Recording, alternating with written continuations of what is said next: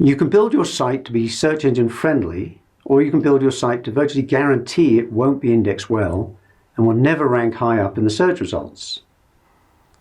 I'm not just talking about the way you will be optimizing your site, but the basic technology you use that can limit how well you do in the search engines. So in this lesson, I'm going to explain a few things to watch for. Technology and format changes that can have a huge effect on how well you do in the search results. I'll be talking about things such as frames and iframes, images and flash, things that complicate your site from the search engine standpoint. You might think of the base unit of a search engine friendly site, one that indexes well, as being the HTML file, text that is tagged with HTML code in a file containing a title tag and a description. As you'll learn in this course, you can insert keywords into the file path, the location and file name, into the title, into the description, and elsewhere. Once you start moving beyond this point, things start to get problematic. So let's begin with images. It used to be common to find websites that were predominantly images. One new client of mine I discovered 15 years ago had a website that was created in Photoshop and saved as a series of images that were then linked together.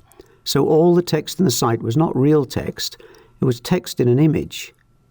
This allowed the web designer to create a very attractive website very quickly, but it was a disaster from an SEO standpoint. As HTML has become more sophisticated, and as web design skills have become more common, this kind of thing is much rarer these days. You do sometimes find nav bars created using text embedded into little images, rather than actual text in the HTML. That's okay, but just be aware that it won't be readable text.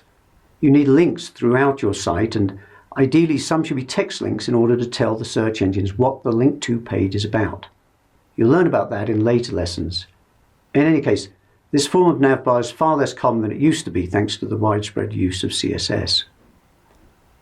Now, some of you may be thinking, but I bet Google reads the text in the images. Well, I think you need to assume that although Google has technology that allows it to read text in images, after all, Google Docs can read images and convert to text. It's not doing this for SEO purposes, and it's probably going to be years before text and images will be fully indexed, if ever. So you shouldn't expect images to help you with SEO.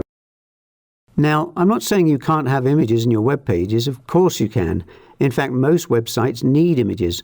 What I'm saying, though, is that you should remember that you need text for the search engines to index. I'll be talking more about that in a later lesson. And whenever you use images, whether you're using them for navigation bars or blocks of text, the content is not going to help you in the search engines. I'll explain later ways to optimize images so they may appear in image search results, but you'll actually be using text to optimize the images. The images themselves don't help SEO. Next, frames. Frames used to be very common and were a real problem in the search engines. I'm glad to say you don't see them so often these days, and when you do, they're not true HTML frames often. They're CSS layers. In fact, it's quite hard to find frames these days. I managed to find this example site that's been around for years, illustrating bad web design. As a matter of fact, these old frame tags are no longer supported in HTML. They were dumped in HTML5, though they do still work in popular browsers. So what I'm referring to here are HTML frame sets, which comprise 3 or more documents.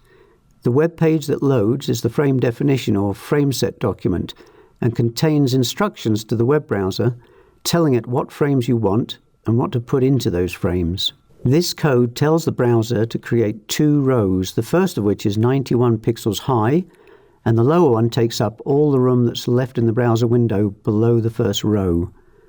And within the second row, 2 columns are created, the first of which is 20% of the browser size. The code also tells the browser which documents to place into each frame: top.htm in the top bar, left.htm in the left column, and main.htm in the largest area. So I shouldn't spend too much time on frames because you probably won't be using them anyway, although some of you may have old sites that do still contain frames. But let me say a couple of things. The basic problem with frames is that search engines index individual pages, and frame sets comprise 3 or more HTML files, so the model just doesn't fit well with the way that search engines work. And as frames are disappearing from the web, the search engines probably don't think there's any need to come up with a workaround. So, because they don't fit the model well, pieces of the frame set can get indexed individually and documents can get orphaned, ending up in the search results out of their framed context. A search engine may link to the search content itself, which will then appear without the navigation. Even today, the search engines still state the frames are a problem. Google states that it does try to manage them properly, but also that it can't guarantee that it always will. Perhaps more common than frames are iframes. These are used to insert a window into a document, so another document can be viewed inside that first document through the window. In a sense, you're inserting one document into another in a very similar way that you would insert an image into the document. Note that I cut that previous Google quote for brevity, but in fact it actually says this. Thus, Google's comment that it has trouble managing frames also applies to iframes. Again, I'm not saying you shouldn't use iframes, just that you should be aware that there could be problems with search engine indexing.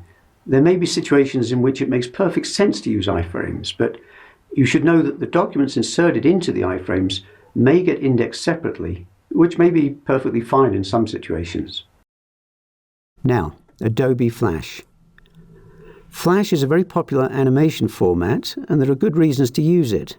But it's another of those things that don't play well with the search engines.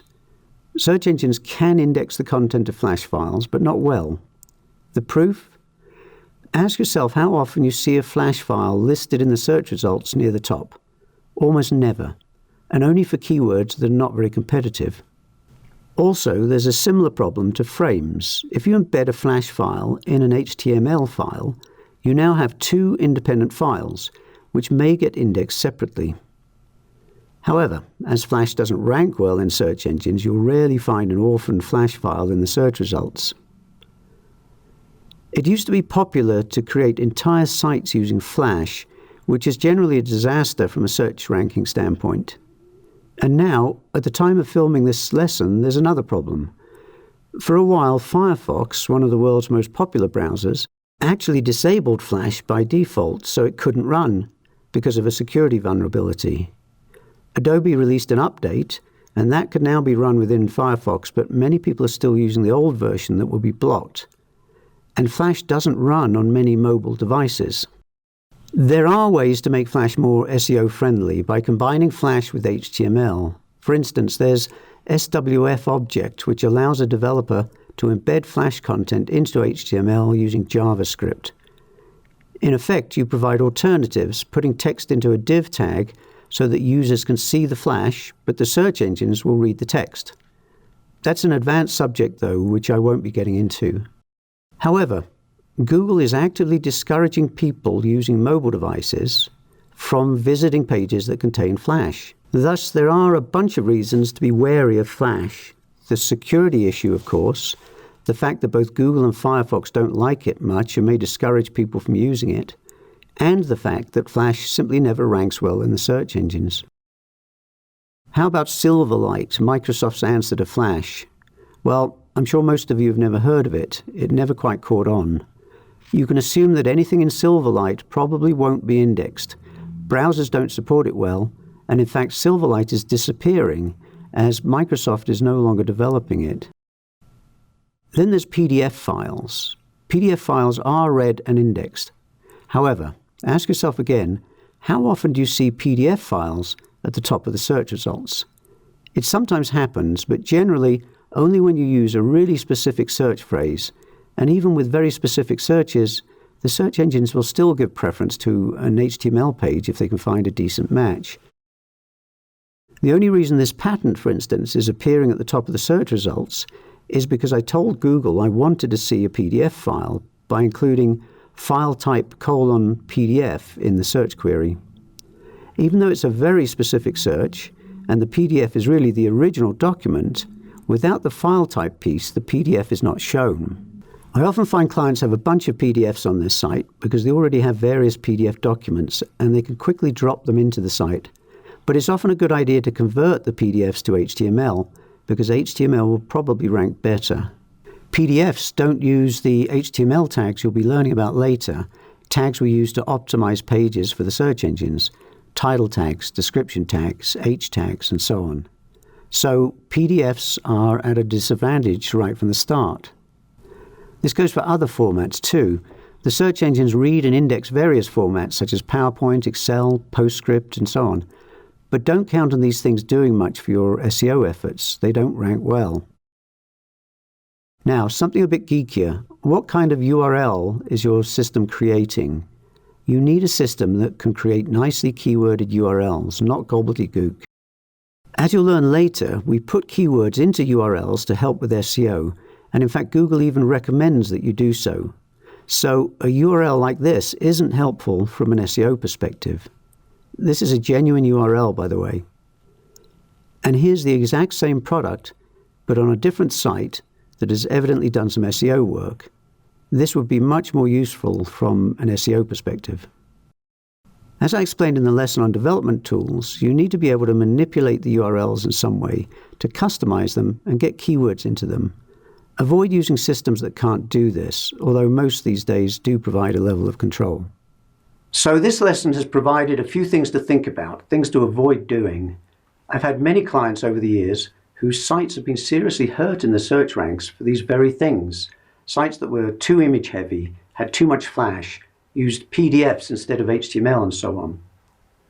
You might want to spend a few minutes reviewing your site and content for these things, and if you have these problems, come up with a strategy for fixing them.